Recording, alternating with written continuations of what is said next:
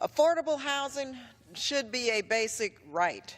No one should have to choose between placing food on the table or paying their rent, especially not in the wealthiest country on earth.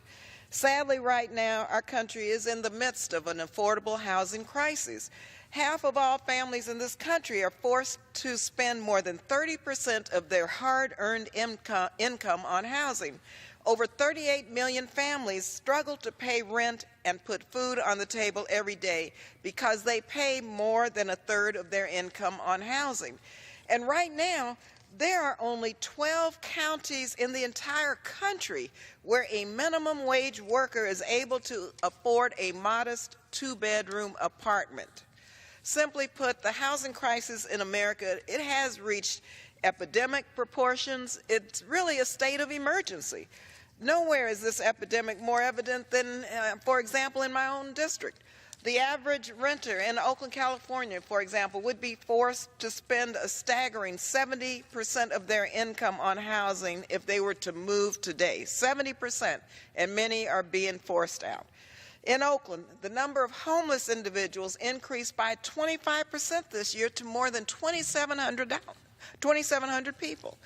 In all of my county, Alameda County, the homelessness population has increased by nearly 40% in the last 2 years to more than 5,600 people. Now, these people have settled into encampments with all of their furniture and belongings across the streets of cities in my district. It's unconscionable and devastating that this un-American reality persists across the country.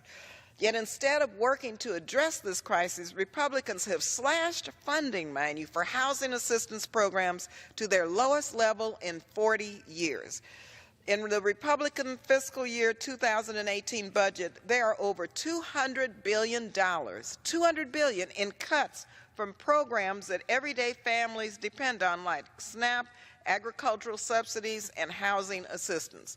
What's worse, the Trump budget slashes the budget of the Department of Housing and Urban Development by nearly 15%, and the Secretary of HUD, I guess, supports this, which is mind-boggling because he is charged with developing housing strategies so that everyone can have a decent, affordable housing, and to cut it by 15% makes no sense.